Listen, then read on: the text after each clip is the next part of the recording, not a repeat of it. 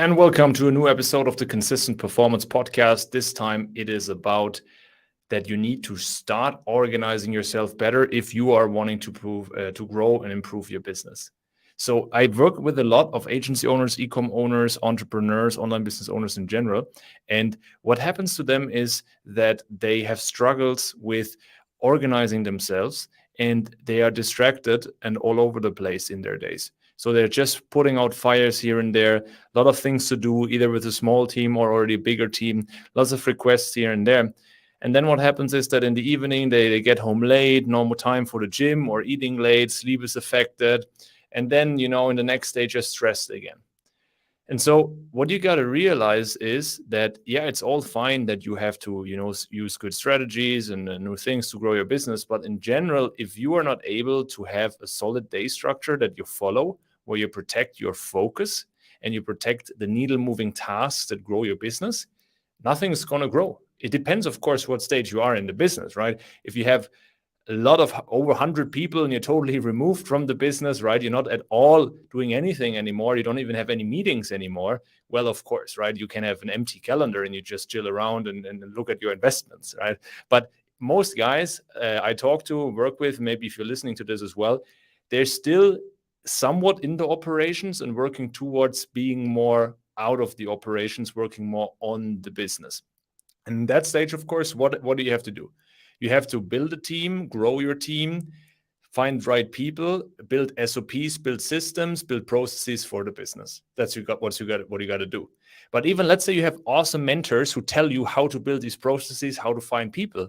If you're overwhelmed all day by, what should I focus on? And you're always putting out fires and you never get to doing that deep work on hiring those people and building those systems, well, nothing's going to work for you, right? So in the end, it's all about finding out how can you make sure that you are organized and therefore working on the right things. Now, I see a lot of calendars of people sending me how they organize themselves, and you'd be surprised. The people with agencies and teams and their calendars look like all over the place, no organization, nothing's really structured in there. And then, of course, it's normal that they get distracted here and there, social media, phone, email, Slack, everything, because they're not protecting their time. Step one in organization is a calendar structure, meaning you got to have a plan, what you're going to work on at what time, in line with your energy, in line with your focus. Also, of course, in line with your team. Where does your team work? When do you have to have meetings? A lot of people think they have to be directly active early in the morning, wake up, check the phone, right? And then, let's go. And then, be active and respond to people's requests on Slack and so on. It's not at all the case. If you have good sleep, you wake up early and you're focused, you get some deep work hours in on the stuff that matters, SOPs, hiring processes, job posts, anything strategy-wise that moves the needle forward in the business. And then after some time, you jump into Slack, you have the team meetings and all of these things.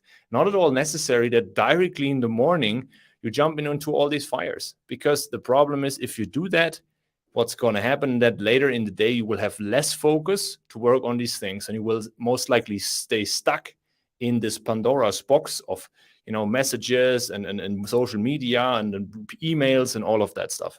Okay, that's the first thing. How do you do that? You block this out in your calendar. You set this up properly so you work on the right things. You set it up in your task manager. And then the last and the most important thing is you can only be as organized as well as your habits are. What do I mean by that? Someone would count as an organized person if they, have a good calendar structure, they organize their time well, and so on. But here we have it already. What does it even mean to organize your time well? In the end, it means to organize your energy and your attention well. Energy and attention means good time management. That's the foundation for time management. Because if your attention is all over the place from distractions, you're not able to manage your time well on the tasks that you want to do because you always be distracted. Same thing. Let's say you focus well on a certain task, but your energy is low because you haven't slept well. You're also not going to be able to manage your time on that task well because you're groggy, you're distracted, you just want to go back to bed, or you need 10 cups of coffee to do it. So the basis for this is solid energy, solid attention, which in that sense means being able to focus, being sharp in your head, but also blocking out other distractions. And this then builds the foundation for you to be able to be organized. That's the foundation, because everything on top, oh, let's use ClickUp, and yet let's use a Zapier, and let's use Notion. Cool, you can all do all of that, and you can get well at organizing yourself, organizing your company there. But if your personal habits are not on track, you will never get around to doing this properly, because you will always stay stuck in the business and on the fires. You got it? That's why it's so important that you fix these things first. If you have solid sleep, you have solid energy, solid focus, all of that is dialed in. That's already really good, because then your work will be much more productive and you will be less likely to be distracted when you work on the right things during the day. Then you need a solid calendar structure, making sure that you prioritize the right tasks at the right time, so you're not going to get distracted.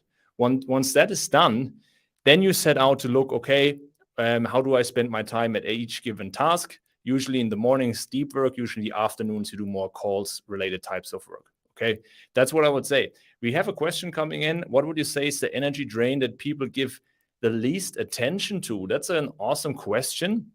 I would say it depends a little bit on your type of work that you do. Most people that work on social media realize after some weeks that social media is actually a big energy drain for them, because it's that low level of attention that it's always hooking you all the time. And then you usually notice it at the end of the day that, yeah, like, oh, the social media, like it drains you. You feel empty. You don't really feel fulfilled, especially if you spend most of the time on social media or in general indoors and you don't go out and you don't recharge in nature, meaning sunlight, meaning fresh air, going to the park and so on. That's all hugely important to be able to recharge your energy. Another thing is also, some people, that depends on your personality type, is useless, quote unquote, or unnecessary type of communication. So a lot of people, especially business owners, have this personality trait where they are getting drained by too much calls, for example. And this is something, if you have too many calls, that drains you so much. And a lot of things you can do actually in a very efficient asynchronous text-based style on Slack or in emails, or if you batch certain types of communication. Some things can be answered with a Loom video, right? And so sometimes it's not necessary that everybody has to be on a big meeting and it's a big time waste and so on. And so that's why it's important that you realize, okay, can I be more efficient with my times?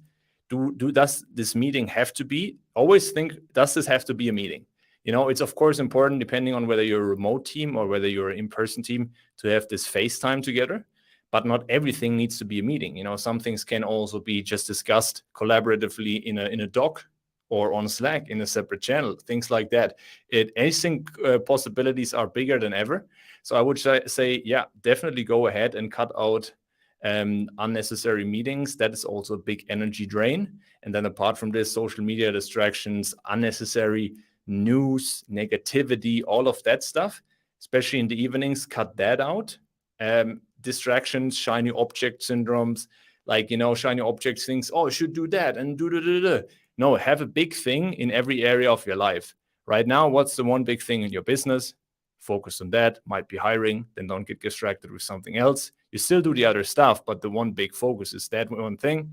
Personal life, what's the main big thing? Is it fitness?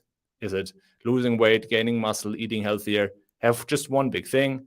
Is there maybe something in your relationship that you want to give some focus to? Think in one big things. You still brush your teeth, I hope, in the mornings and in the evenings.